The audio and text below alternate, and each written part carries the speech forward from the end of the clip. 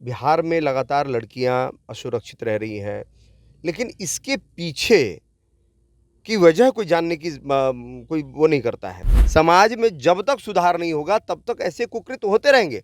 लेकिन उसके साथ-साथ हमारे यहाँ कठोर दंड का भी प्रावधान होना चाहिए। ये होना चाहिए, देखिए कानून में संशोधन की बहुत आवश्यकता है, खासकर कि महिलाओं को लेकर। कानून में भी संशोधन की बहुत आवश्यकता है, नहीं तो पता चलेगा कि उसको पता है कि हम क्राइम करेंगे और इसके ऊपर जाँच चलेगी तो फिर आज न कल हमको बरी होना ही होना है। मैं तो सरकार से भी आग्रह करूँगा कि इस तरह के चीज़ों में एक नया कानून, एक नया बिल पास करके एक नया कानून लाया जाए। पटना पुलिस पर सवाल उठ रहे हैं। साफ तौर पर जिस तरीके से आनन-फानन में बयान दिया गया है एसएसपी की तरफ से, एसपी की तरफ से, एसपी की तरफ से, तमाम बताया गया कि सुसाइड किया गया है। पुलिस को भी थोड़ा संयमतापूर्वक कार्य करना चाहिए और जिस तरीके से उन्होंने ये किया है, ये सही नहीं था। ये कहीं से भी सही नहीं था, ये अमानवीय घटना है। जनशक्ति जनता दल ये सुनिश्चित करना चाहती है कि आने वाले समय में ऐसा कोई कुकृत्य ना हो। जनशक्ति जनता दल ये सुनिश्चित करना चाहती है, यहाँ पर महिलाओं की सुरक्षा के लिए प्रॉपर एक कानून आए। पटना में नीट छात्रा को लेकर के तमाम जो खबरें चल रही है उसको लेकर के लगातार सड़कों पर जनता उतरकर इंसाफ की मांग कर रही है कि बिहार की बेटियों के साथ ये क्या हो रहा है। और पटना हॉस्टल की अगर बात करें तो कहा जा रहा है कि 2-3 सालों से किसी हॉस्टल के पास लाइसेंस नहीं है, जो नगर निगम की तरफ से ट्रेड लाइसेंस जारी किया जाता है। तमाम मुद्दे हैं और बिहार में बेटियों की सुरक्षा को लेकर के क्या कुछ हो रहा है। तेज प्रताप यादव की पार्टी जनशक्ति जनता दल इन दिनों कहा जा रहा है चुप है। क्यों चुप है, इस पर भी बात होगा और फिर तमाम मसलों पर बातचीत करेंगे। बीते दिनों तेज प्रताप यादव ने दही चूड़ा का भोज दिया। हमारे साथ बातचीत करने के लिए मौजूद हैं जेजेडी के प्रदेश अध्यक्ष जय सिंह राठौर जी। जय जी, आप लगातार खबरें देख रहे होंगे कि जिस तरीके से बिहार की बेटियों को लेकर के मसले उठ रहे हैं, सवाल उठ रहा है कि बिहार सरकार क्या कर रही है। गृह मंत्री बनाया गया है सम्राट चौधरी को इसीलिए कि ताकि क्राइम कंट्रोल हो। आप लोग क्या देख पा रहे हैं? आप लोग सड़क पर नहीं उतरे हैं क्योंकि विपक्ष में आप हैं। लगातार जिस तरीके से मुद्दे हो रहे हैं तो जनता के साथ तो आपको होना चाहिए। नहीं, निश्चित रूप से हम लोग जनता के साथ हैं और जनता के साथ हैं। अब ये मसला तो तब आता है जब सरकार काम नहीं कर रही होती। सरकार ने एसआईटी गठन कर ही दिया है और बहुत कम समय में जब एसआईटी गठन हो चुका है और ज़ाहिर-सी बात है कि दोषी पकड़ा जा रहा है, जाँच चल रही है। अब रही बात कि इसमें और भी दल किस तरीके से क्या मामला बना रहा है, क्या हो रहा है। देखिए, ये सब जो प्रकलन हो रहा है आखिर बिहार में लगातार लड़कियां असुरक्षित रह रही हैं, लेकिन इसके पीछे की वजह कोई जानने की कोई वो नहीं करता है कि आखिर ऐसा होता क्यों है और ऐसा हो क्यों रहा है। हमारे समाज में जागरूकता की बहुत कमी है। आज देखिए कि हम अपनी बेटियों को रोकते हैं, टोकते हैं, लेकिन क्या हम लोग ने ये कहा कभी कि लड़कों को कि भाई अपने बेटों को कभी ये सिखाएं कि तुमको नारी का सम्मान करना चाहिए, तुमको लड़कियों का सम्मान करना चाहिए। आखिर ये मानसिकता डेवलप कहाँ से होती है? मैं तो कहता हूँ कि सरकार को इसमें पहल करके स्कूलों में इस तरह की शिक्षा देनी चाहिए कि ताकि आने वाले समय में कोई भी इस तरह का हैवानियत ना करे। गलत क्या है, सही क्या है, ये सारी की शिक्षा जो है हमको स्कूल में पढ़ाई जाती है। लेकिन कई सब चीज़ों की जो है आज भी उसको पर्दा में रखा जाता है, आज भी उन सब की शिक्षा जो है नहीं दी जाती है। तो इन सब का शिक्षा अगर स्कूल में दिया जाए तो मुझे लगता है कि एक बच्चा अच्छे मानसिकता के साथ डेवलप होके बाहर निकलेगा और एक अच्छा नागरिक बनेगा। एक हॉस्टल की बात नहीं, एक और हॉस्टल का बात सामने आया है। लगातार इस तरीके की जो घटना है वो सामने आ रही है और फिर महिला सुरक्षा को लेकर के सबसे बड़े सवाल उठ रहे हैं। नीतीश कुमार जो चुनाव जीत करके आते रहे हैं, कहा जाता रहा है कि साइलेंट वोटर जो महिला हैं उनके द्वारा ही वोट किया जाता है और जीत करके आती हैं। महिला सुरक्षित है, नीतीश कुमार है, ये नारा आपको लग रहा है कि ये नारा काम कर रहा है या फिर जिस तरीके का माहौल आप देख पा रहे हैं उसमें ये नारा बिल्कुल एक बस नारा बन के रह गया है? देखिए, मैं आपको बताऊँ कि अपराध जो है, ठीक है, हमारे बिहार की आबादी कितनी है? बिहार की आबादी लगभग 13-14 करोड़ है। बिल्कुल। हमारे पास प्रशासन कितने हैं? ऐसा संभव है कि 14 करोड़ आबादी पे 14 करोड़ लोग प्रशासन नज़र रख सके? अपराधी तो कभी भी बन सकता है, कोई भी अपराधी बन सकता है। मैं क्या कहा मैंने कि समाज में सुधार की आवश्यकता है। समाज में जब तक सुधार नहीं होगा तब तक ऐसे कुकृत्य होते रहेंगे। लेकिन उसके साथ-साथ हमारे यहाँ कठोर दंड का भी प्रावधान होना चाहिए। ले कोई भी व्यक्ति 1000 नहीं लाख बार सोचे ये होना चाहिए। देखिए, कानून में संशोधन की बहुत आवश्यकता है, खासकर कि महिलाओं को लेकर।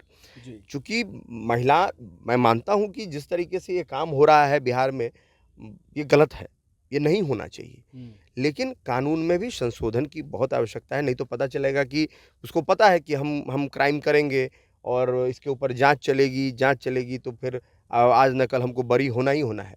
लेकिन अगर इस तरह का कोई कुकृत्य करता है, आप अरब कंट्रीज़ में आप जाएँ, अब वहाँ का देखिए कि वहाँ अगर इस तरह का कोई कुकृत्य करता है या कोई भी गलत काम करता है, तो उसको कैसा दंड दिया जाता है। बिल्कुल। तो इसके लिए तो एकदम इस तरह का इसको इन लोगों के लिए दंड तो एकदम आवश्यक है।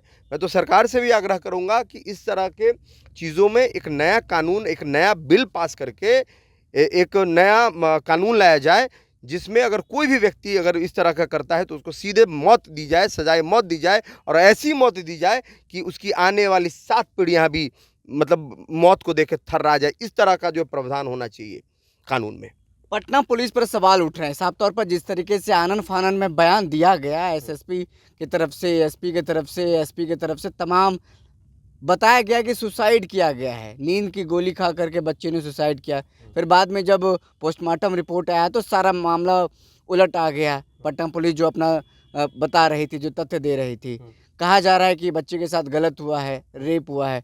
अब पटना पुलिस को दोषी मानते हैं कि आनन फानन में ये बयान नहीं देना चाहिए था, उनको थोड़ा संयम या फिर किसी सरकारी रिपोर्ट का इंतज़ार करना चाहिए था, पीएमसीएच या फिर एम्स का।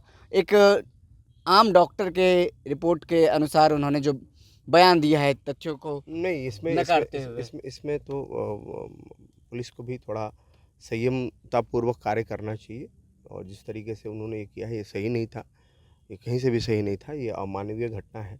और ज़ाहिर-सी बात है, जिस जिस चीज़ की सरकार पुष्टि करती है, छोटा-सा भी अगर चीज़ होता है, छोटा-सा भी कहीं कोई मामला होता है, तो देखते हैं कि कहीं से कोई इंजरी रिपोर्ट अगर सरकार की तरफ से आती है, सरकारी हॉस्पिटल की तरफ से आती है, तो ही उसको मान्य करार दिया जाता है, तो ही उसको पुलिस जो है संज्ञान में लेके उसके ऊपर आगे कार्रवाई करती है। तो मुझे मुझे लगता है ऐसा कि पुलिस को थोड़ा और वेट करना चाहिए। पुलिस को वेट करके, और जब तक किसी भी सरकारी संस्था से उस चीज़ का प्रॉपर जाँच होके नहीं आ जाता है, पोस्टमार्टम की रिपोर्ट में क्या हुआ, क्या नहीं हुआ, तब तक इनको पीसी नहीं करना चाहिए, तब तक इनको जो है बयान नहीं देना चाहिए था। मैं ये गलत। सवाल जेजेडी के प्रदेश अध्यक्ष से इसीलिए पूछ रहा हूँ कि कई जो विपक्षी दलों ने डीजीपी से मुलाकात किया, महिला आयोग से मुलाकात किया और फिर इंसाफ की गुहार लगाई, लेकिन जेजेडी की तरफ से ऐसा अभी कुछ नज़र नहीं आया, फिर ना ही सोशल मीडिया पर देखने को मिला है कि डीजीपी को उन्होंने पत्र लिखा हो। तो सवाल नहीं, हम बनता है। मैं स्वयं मिलने जा रहा हूँ, हम्म, डीजीपी साहब से मिलने जा रहा हूँ, महिला आयोग के अध्यक्ष से मिलने जा रहा हूँ, लगातार चूँकि आप देख ही रहे थे, हम थे भी नहीं यहाँ पे। 12-13 दिन हो गया हाँ, प्रदेश अध्यक्ष के तौर पर आपको। मैं जान रहा हूँ, मैं इस चीज़ को समझ रहा हूँ, और जनशक्ति जनता दल पूरी तरीके से महिलाओं को सम्मान करती है, महिलाओं के साथ खड़ी है। तेज प्रताप भी जाएंगे साथ में। तेज प्रताप जी के ही आदेश पर हम लोग ये सब कर रहे हैं और करेंगे। तेज प्रताप जी भी हमारे साथ हैं, और बिना उनके आदेश के कहाँ कुछ होगा। हम लोग देखिए, सरकार अगर अच्छा काम कर रही है तो सरकार की वाहवाही हम लोग करते हैं, सरकार के साथ ही हैं। आपको तो पता ही है कि भाई एनडीए को हम लोगों ने नैतिक समर्थन दिया है उस समय।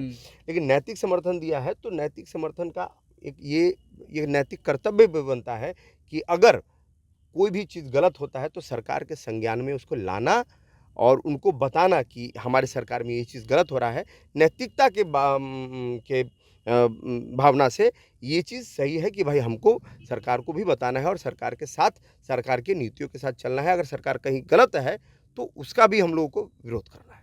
ये नैतिक समर्थन की बात मजबूरी में दी गई है, फिर नैतिक समर्थन दी गई क्योंकि आपके जो नेता हैं, विधायक है नहीं अभी, जिस आवास में रह रहे हैं उसको खाली करना है, तो कहीं ऐसा तो नहीं है कि मजबूरी में दी गई है नहीं, नैतिक समर्थन? ये समर्थन चुनाव के समय में ही हो गया था। चुनाव के समय में हो गया था ये? हाँ, जब चुनाव अनाउंसमेंट हारने के बाद हुआ? हाँ, वही बता रहा हूँ कि चुनाव के बाद जब अनाउंसमेंट हुआ था, जब हारे थे और सब हुआ था, तो भाई हम लोगों ने उस समय कहा था कि हमारी समान विचारधारा के साथ जो भी पार्टी होगी, हम लोग उनको समर्थन करेंगे। तो उस समय हम लोगों ने नैतिक समर्थन किया था, ठीक है? उस समय नैतिक समर्थन किया था और किया था। तो अभी हम लोग सरकार की नीतियों के साथ हैं, ठीक है? लेकिन अगर सरकार का मान लीजिए कि कोई तंत्र अगर गलत कर रहा है, कुछ चीज़ें गलत हो रही हैं, तो निश्चित रूप से उसको उसको संज्ञान में लिया जाएगा और उसके ऊपर कार्रवाई भी कराई जाएगी। महिला सुरक्षा के मुद्दे पर जेजेडी सड़कों पर उतरेगी, ऐसा आने वाले दिनों में होगा? देखिए, सड़क पे उतरना समाधान नहीं है। आप ये चाहते हैं कि आए दिन रेप हो, आए दिन हत्याएँ हों और जेजेडी जनशक्ति जनता दल हाथ में मशाल ले और हाथ में मोमबत्ती ले और कैंडल मार्च करे? आप ये चाहते हैं और दलों की तरह? अच्छा, हम नैतिक नहीं, मेरी बात सुनिए। जनशक्ति जनता दल ये सुनिश्चित करना चाहती है कि आने वाले समय में ऐसा कोई कुकृत्य ना हो। जनशक्ति जनता दल ये सुनिश्चित करना चाहती है कि यहाँ पर महिलाओं की सुरक्षा के लिए प्रॉपर एक कानून आए। जनशक्ति जनता दल ये सुनिश्चित करना चाहती है कि आने वाले समय में अगर कोई व्यक्ति गलत तरीके से महिलाओं को देखता है, छूता है या उनके साथ कोई गलती करता है तो उनके ऊपर कड़ी से कड़ी कार्रवाई की जाए। जनशक्ति जनता दल ये करना चाहती है, ना कि ये करना चाहती है कि कोई मर गया उसके मौत पे हम लोग राजनीति करें। ये जनशक्ति जनता दल का ना कभी विचार था और ना विचार रहेगा। हम लोग किसी के मौत पे राजनीति करने वाले लोग नहीं हैं। हम लोग ये चाहते हैं कि हमारी बहू बेटी सबका कैसे सम्मान हो, कैसे हम लोग एक अच्छा समाज कैसे बनाए, हम लोग उस पे काम करना चाहते हैं। जनशक्ति जनता दल उस पे काम करना चाहती है। देखिए, मैंने आपको अभी थोड़ी देर पहले भी कहा है कि कानून जब तक कड़े कानून नहीं आएगी तब तक लोग सुधरेंगे नहीं, और कड़े कानून लाना भी आवश्यक है, लेकिन उससे ज़्यादा ज़रूरी है कि स्कूलों के अंदर और भी कई ऐसे गवर्नमेंट और भी ऐसे सेंटर्स खोले जहाँ पे इस तरह का एक इन्वायरमेंट डेवलप करे और उन लोगों को एक ऐसी शिक्षा दे जिससे समाज में एक अच्छा मैसेज आए, क्योंकि ये बड़ा ज़रूरी है। क्योंकि ये सब लोग जो है ना, मानसिक रूप से बीमार लोग इस तरह का कार्य करते हैं। तो ऐसे लोगों के लिए एक सेंटर होना चाहिए। और मुझे लगता है कि जागरूकता के तौर पर मुझे पूरे बिहार में हर ब्लॉक, क्या मैं कहूँगा कि पंचायत स्तर पर इस तरह का सेंटर खुलना चाहिए या इस तरह का वर्कशॉप आयोजन होना चाहिए, चाहे वो समाज कल्याण के माध्यम से हो या और भी कोई अन्य कोई विभाग है तो उनके माध्यम से हो। लेकिन इस तरह का, ये मेरा सुझाव है कि इस तरह का सेंटर होना चाहिए जिससे लोग वहाँ जाएं और जाने कि आखिर जीवन क्या है और जीवन का नैतिक मूल्य क्या है, हम क्यों हैं यहाँ पे, हमारा क्या कर्तव्य है। महिला हो या पुरुष हो, सबको अपना कर्तव्य याद रखना चाहिए और सबके लिए हमारी पार्टी जो है सर्वे भवन्तु सुखिनम सर्वे सन्तु निरामयम, उसके ऊपर काम करती है और उसी के ऊपर हम चाहते हैं कि लोग चलें और आने वाले समय में देखिए और भी बेहतरीन तरीके से हम सब बहुत बहुत शुक्रिया। हमारे साथ बातचीत करने के लिए थे जेजेडी के प्रदेश अध्यक्ष जय सिंह राठौर, जिन्होंने तमाम सवालों का खुल करके जवाब दिया है, महिला सुरक्षा हो या फिर उनको लेकर के क्या कुछ कदम उठाए जा सकते हैं। फिलहाल इस खबर में इतना ही, हमें दीजिए इजाज़त। देखते रहिए दर्श न्यूज़। बहुत बहुत शुक्रिया।